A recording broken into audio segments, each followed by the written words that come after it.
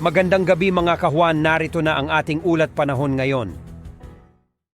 Patuloy pa rin ang mainit na panahon sa malaking bahagi ng bansa within the next 24 hours dahil pa rin yan sa easterlies o yung hangin galing sa Pacific Ocean. At ito ring easterlies yung magdadala pa rin po ng mga pulupulong mga pag-ulan or pagkidlat pagkulog nakita dito sa ating latest satellite animation. Possible yung mga isolated thunderstorms in parts of Western Visayas, western portion of Mindanao at hilagang bahagi ng Palawan as well as Cordillera region at meron din mga isolated rain showers throughout the country.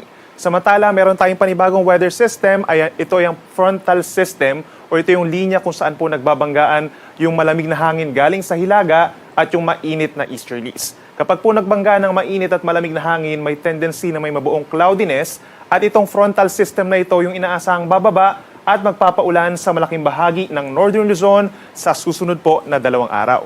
Base rin sa ating latest satellite animation, meron pa rin tayong minomonitor dito na cloud cluster or kumpul ng ulap sa may silangan ng Mindanao sa labas ng Philippine Area of Responsibility. Wala pa itong epekto sa ngayon at hindi pa naman natin siya kino-considered as a low pressure area, pero patuloy natin itong minomonitor dahil posible itong magpaulan at maging weather disturbance sa susunod po na linggo sa ating bansa. By tomorrow, inuulit nga natin, asahan yung epekto ng frontal system naman. Kaya magdala ng payong yung ating mga kababayan dito sa may norte, sa may Cagayan Valley, Cordillera region at mga kalapit na lugar. Pero sa umaga pa lamang, pinakamaapektuhan na yung Batanes, Cagayan and Isabela ng frontal system. Makulimlim na panahon na sasamahan ng kalat-kalat na ulan and thunderstorms. Kaya magdala po ng payong at mag-ingat na rin sa mga posibleng flash floods or landslides. Dito naman po sa mga kalapit na lugar, kagaya na lamang ng rest of Cagayan Valley, itong Nueva Vizcaya, Quirino, hilagang bahagi ng Aurora, itong silangang bahagi ng Cordillera region such as Apayao, Kalinga, Mountain Province, and Ifugao. Umaga pa lamang makulimlim na po ang panahon at mararanasan na rin yung mga light to moderate with the times heavy rains pagsapit po ng tanghali hanggang sa gabi, epekto din ng frontal system. Habang sa natitirang bahagi naman ng Northern Luzon, dito rin sa may Central Luzon, Calabarzon, Metro Manila, and Southern Luzon, asahan pa rin yung bahagyang maulap hanggang kumisan maulap ang kalangitan, lalo na po sa hapon, at aasahan din yung mga isolated rain showers or thunderstorms, lalo na po dun sa mga areas malapit dun sa may norte, kabilang na itong Northern Quezon, natitirang bahagi pa ng Aurora, parts of Nueva Ecija, habang dito sa Metro Manila, minsan kumukulimlim din po pagsapit ng tanghali, at ilan pang bahagi po ng Bicol region, lalo ng Camarines Provinces and Catanduanes. So ibig sabihin yan, kapag may mga pag-ulan po tayo, mababawasan yung init na mararamdaman ng ating mga kababayan, lalo na dun sa may Northern Luzon. And in fact, dito po sa may Tuguegarao, hanggang 33 degrees Celsius lamang po yung possible air temperature by tomorrow, at mas lalo na yung heat index, posibleng mababa din po.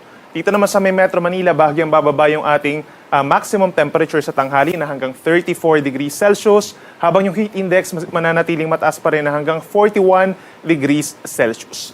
Ilang bahagi din po sa may Cagayan Valley, Cordillera region, and Ilocos region, ang posibleng mababa yung maximum temperature plus yung ating heat indices. Sa ating mga kababayan naman sa Palawan at dito rin po sa Visayas, patuloy ang mainit at malinsangang panahon, epekto pa rin yan ng easterlies o yung hangin galing Pacific Ocean. Ito pa rin na magdadala ng mga localized thunderstorms as early as morning dito po sa hilagang bahagi ng Palawan as well as the eastern portions of Visayas, habang meron din mga pulupulong ulan or pagkidlat pagkulog sa may western and central portions of Visayas.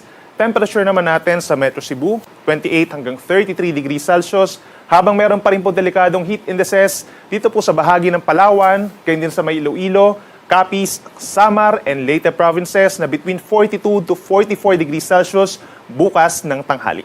Sa ating mga kababayan naman sa Mindanao, patuloy pa rin ang generally fair weather conditions. So ibig sabihin wala tayong tuloy-tuloy na malalakas na mga ulan, aasahan yung bahagyang maulap at kung minsan maulap lamang na kalangitan. Pero pagsapit ng hapon, nandyan pa rin po yung chance ng mga localized thunderstorms or saglit na pagkidlat pagkulog, lalo na po sa bahagi ng Zamboanga City, Basilan, dito sa may kanlurang bahagi po ng Socsargen, Lanao del Sur, at doon pa rin po sa mga bulubundukin sa Bukidnon at paligid na bahagi pa ng Davao Region.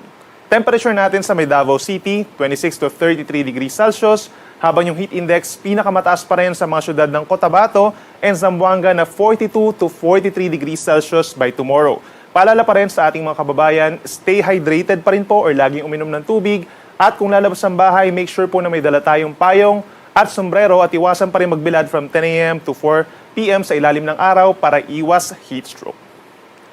Para sa mga naglalayag naman nating kababayan, by tomorrow hanggang sa Friday, aasahan natin yung pag-ihip nga ng northeast wind flow, yung may kalamigang hangin doon sa may norte. So ibig sabihin, mahangin at medyo maalon po hanggang 3 metro dito sa baybayin ng Cagayan Valley at ng Ilocos Region, lalo na po sa Batanes and Babuyan Islands. Nasa 3 metro taas sa mga alon hanggang 1 palapag ng gusali po.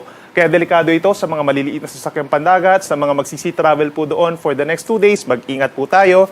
Habang sa natitirang baybayin pa rin ng ating bansa, aasahan pa rin yung banayad at minsan katamtaman na taas ng mga pag-alon, maliban na lamang kapag may thunderstorms kung saan posibleng umabot sa hanggang 2 metro. Sunset po natin ay 6:15 ng gabi at ang sunrise bukas 5:31 ng umaga.